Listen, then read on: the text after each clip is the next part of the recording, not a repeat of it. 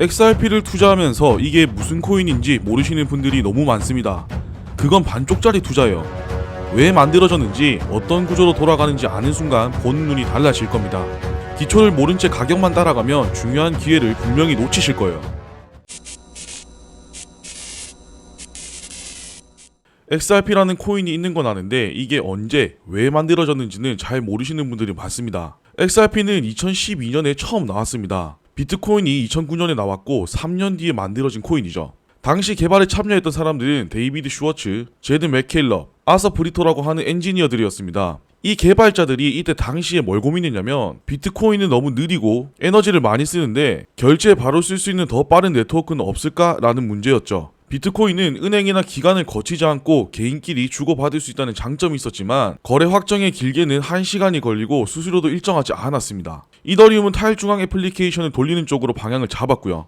그래서 XRP는 처음부터 은행과 송금업체가 실제로 활용할 수 있는 네트워크를 목표로 설계했습니다. 당시 국제 송금 방식을 예로 들어보겠습니다. 한국에서 미국으로 돈을 보내려면 보통 스위프트라는 국제은행망을 거쳐야 했습니다. 이 과정이 복잡하고 시간이 오래 걸렸죠. 수수료도 3%에서 5%씩 붙었습니다. XRP는 바로 이 문제를 해결하려고 만들어졌어요. 빠르게 송금하고 비용도 크게 줄이자는 목적이었죠. 또 한 가지 중요한 특징이 있습니다. 비트코인은 채굴을 통해 새로운 코인이 조금씩 생겨나죠. 지금도 전 세계 사람들이 전기를 쓰면서 거래를 검증하고 그 보상으로 코인을 받고 있어요. 그래서 비트코인의 공급량은 시간이 지나면서 서서히 늘어나고 최종적으로는 2100만 개까지만 채굴이 가능하도록 설계되어 있습니다. 근데 XRP는 채굴 코인이 아니에요. 처음부터 1000억 개가 한 번에 발행됐고 추가 발행이 되지 않아요. 이 말은 공급량이 늘어나지 않으니 앞으로 시장이 얼마나 풀릴지가 예측 가능하다는 뜻입니다.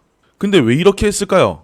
은행이나 결제 회사들이 사용할 때를 생각해보면 이해가 됩니다. 매달 새로 채굴되는 양이 달라지면 공급이 불안정해지겠죠. 그러면 회계 처리나 금융상품 설계 불편이 생길 수 있습니다. XRP는 이런 불확실성을 없애기 위해 애초에 발행량을 고정시킨 거예요. 이 중 개발사인 리플이 절반 이상을 보유하고 있고 일정 부분은 에스크로 계정에 잠궈두고 매달 일정량만 해지하는 방식을 도입했어요. 왜냐? 이렇게 해야 유통량이 갑자기 폭증하지 않고 시장에 미치는 충격도 줄일 수 있기 때문입니다. XRP는 이렇게 금융 인프라, 특히 국제 송금에 바로 적용할 수 있도록 만들어진 자산입니다. 투자 대상이 되기 전부터 은행과 결제 회사들이 실사용할 수 있는지를 우선적으로 고려한 거죠. 이제 XRP가 어떤 용도로 쓰이도록 설계되는지 실제 목적을 조금 더 구체적으로 살펴보겠습니다.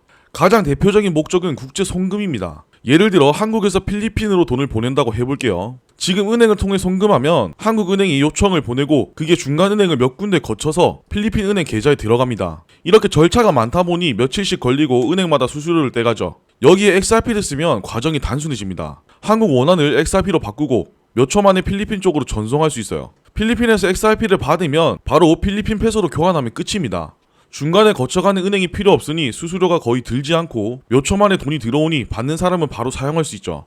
이런 구조 때문에 XRP는 브릿지 자산, 즉 통화를 연결해주는 역할을 한다고 합니다. 기존 방식처럼 원화를 달러로, 달러를 다시 페소로 바꾸는 절차가 아니라 원화에서 XRP로, 그리고 XRP에서 페소로 바꿀 수 있는 거예요. 리플은 이 구조를 실제로 적용하기 위해 여러 파트너랑 협력했습니다. 일본에서는 SBI와 함께 송금 서비스를 추진했고 중남미나 아프리카의 핀테크 업체들과도 제휴를 맺었어요. 규제 문제 때문에 지금은 일부 사업이 줄어들기는 했지만 XRP가 송금 속도와 비용을 줄일 수 있다는 건 실제 서비스 과정에서 이미 확인됐습니다. 그리고 송금만 되는 건 아닙니다. 일반 결제에도 XRP를 쓸 수 있어요. 예를 들어 해외 온라인 쇼핑몰에서 결제를 한다고 해볼게요. 여기에도 카드 수수료나 환전 수수료가 붙죠. 그런데 XRP를 쓰면 결제가 몇 초 안에 끝나고 비용도 줄어듭니다. 물론 아직 이런 걸 지원하는 업체가 많지는 않지만 기술적으로는 이미 가능해요.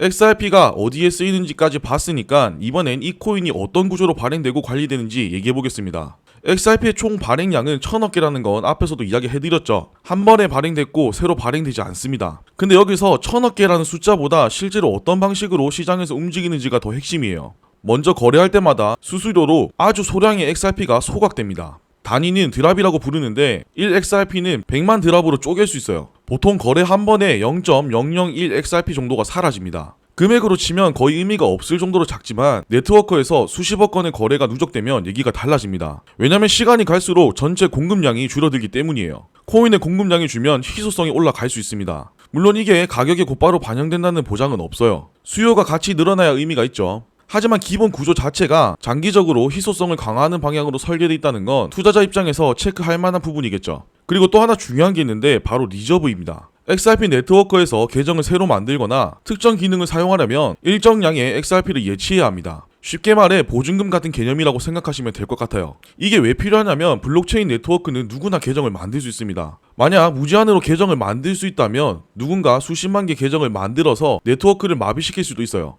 또 의미 없는 트랜잭션을 무한정 보내버려도 문제가 됩니다. 리저브는 이런 걸 막는 안전장치예요. 계정을 만들 때마다 소량의 XRP를 묶어둬야 하니 스팸 계정을 대량으로 만드는 건 사실상 불가능해지는 거죠. 마지막으로 유통 구조를 보면 XRP는 한 번에 다 풀리는 게 아니라 일부는 에스크로에 묶여 있습니다. 매달 일정량만 시장에 나오고 쓰지 않은 물량은 다시 잠궈두고 있습니다. 이렇게 관리해야 유통량이 갑자기 늘어서 시장이 흔들리는 걸 막을 수 있기 때문이에요. 결국 XRP는 발행량이 늘어나지 않고 거래가 많아질수록 조금씩 소각되며 계정 운영에는 리저브라는 보증금 장치가 붙어 있습니다. 여기에 에스크로를 통한 유통 관리까지 더해져서 일반적인 코인들과는 다른 경제 구조를 갖추고 있다고 볼 수 있어요.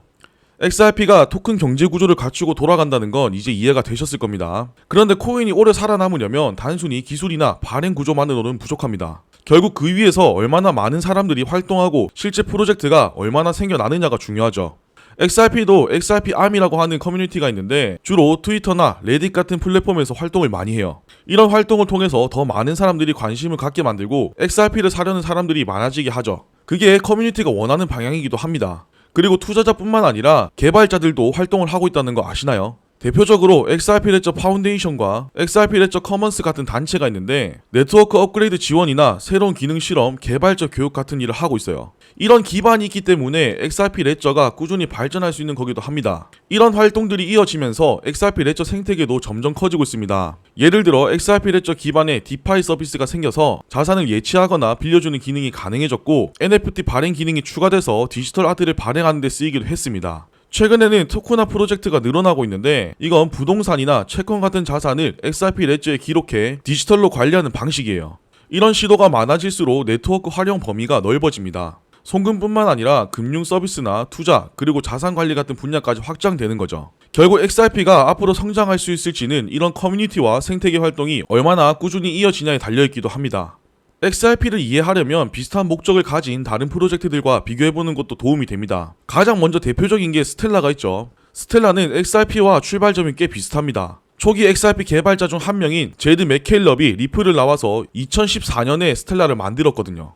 리플이 은행이나 금융기관 쪽으로 방향을 잡을 때 제드는 개인 간 소액 결제나 금융 서비스 확장에 더 집중하고 싶어 했습니다. 그래서 별도로 프로젝트를 시작한 거고요. 구조상 비슷한 부분이 많지만 목표 시장은 다릅니다. 스텔라는 개인 사용자와 소액 결제 초점을 맞췄고 XRP는 은행이나 결제업체 같은 기관을 대상으로 만들어졌어요. 그리고 다음으로 봐야 할 게 스위프트인데 지금도 대부분 국제 송금은 스위프트를 거칩니다.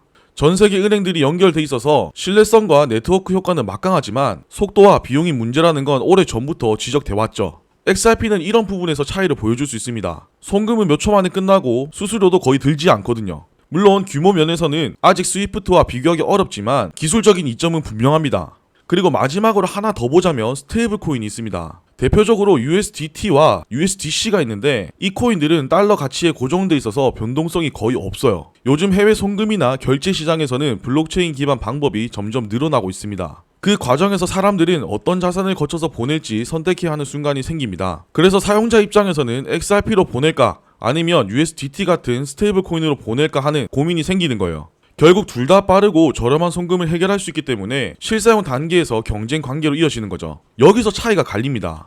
스테이블 코인은 달러에 맞춰져 있어서 가치가 안정적이고 변동성이 거의 없다는 게 장점이지만 발행 회사의 준비금을 믿어야 한다는 부담이 있고요. XRP는 네트워크 자체가 돌아가기 때문에 발행 주체에 대한 신뢰 문제는 없지만 가격 변동성이 있다는 게 단점이에요. 결국 스테이블 코인과 XRP는 같은 시장, 즉 송금과 결제라는 영역에서 쓰일 수 있기 때문에 경쟁 관계로 묶일 수 있습니다. 방식은 다르지만 사용자가 실제로 고를 때는 대체제가 되는 거죠.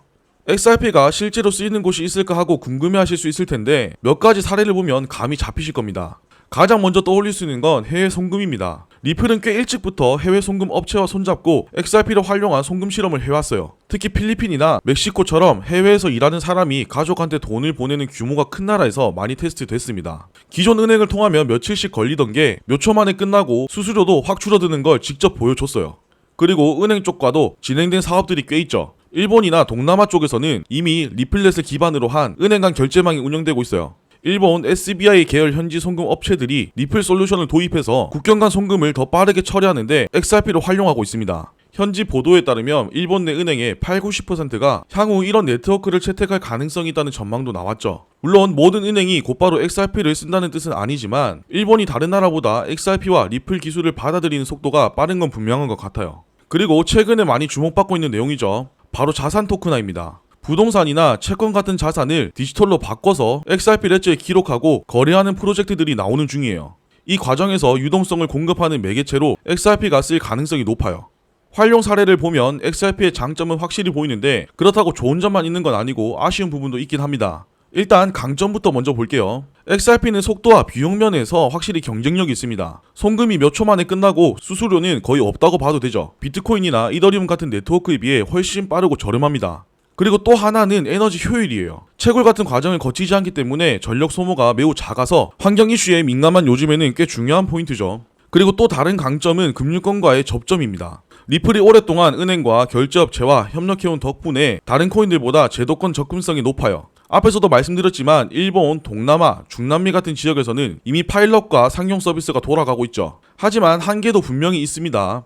XRP는 SEC와 장기적인 소송을 했었고 최근에 이 부분이 일단락되긴 했지만 리플이 기관을 대상으로 한 판매 방식 같은 일부 사안은 여전히 규제 논의가 남아있고 다른 국가에서도 제도 정비가 진행 중이기 때문에 완전히 끝난 얘기는 아닙니다. 그래서 아직까지 불확실성이 조금은 남아있는 거고 그로 인해 기관들이 들어오기가 아직은 어려운 자산이기도 해요. 그리고 두 번째는 중앙화에 대한 논란입니다. XRP 발행량이 처음부터 고정돼 있고 그 물량 상당 부분을 리플이 보유하고 있다는 점 때문에 완전히 탈중앙이라고 보긴 어렵다는 지적이 많죠. 이 부분은 커뮤니티에서도 늘 토론되는 주제예요. 그리고 마지막으로는 가격 변동성인데 송금이나 결제 수단으로 쓰이려면 안정성이 중요하겠죠.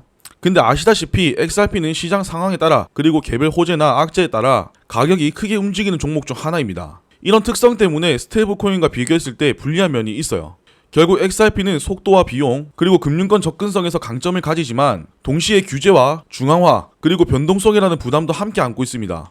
앞으로 XRP의 미래를 좌우할 요소는 크게 두 가지로 볼 수 있는데 먼저 기관들이 얼마나 들어오느냐를 봐야 해요. 은행이나 송금업체 그리고 자산운용사 같은 기관들이 XRP를 채택해서 쓰기 시작한다면 지금과는 전혀 다른 위상을 갖게 되겠죠. 일본이나 동남아에서는 이미 이런 움직임이 눈에 보이고 있고 글로벌 자산 토큰화 시장에서도 XRP 레저를 검토하는 사례들이 늘고 있습니다. 그리고 또 다른 하나는 경쟁이 점점 더 치열해지고 있다는 점이에요. 지금 스테이블 코인과 CBDC 그리고 여러 블록체인 프로젝트들이 국제 결제와 송금 시장을 노리고 있습니다. XRP가 가진 속도와 비용 경쟁력은 확실히 강점이지만 앞으로는 단순히 빠르고 저렴하다는 것만으로는 부족할 수 있어요.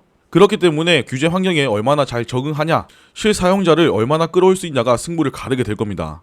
결국 XRP는 금융 인프라 안에서 어떤 위치를 차지하느냐가 핵심입니다. 기회와 위험이 공존하는 상황이지만 지금까지의 흐름만 봐도 시장이 XRP를 계속 주목하는 이유는 분명해 보여요. 자, 이번 영상에서 준비한 내용은 여기까지입니다. 앞으로 XRP 관련 내용을 시리즈로 하나하나 풀어갈 계획입니다. 구독과 알림 설정을 해두시면 다음 내용도 놓치지 않고 보실 수 있으니까 지금 한 번씩 눌러놔 주시고요. 그럼 저는 다음 영상 알차게 준비해서 돌아오도록 하겠습니다. 감사합니다.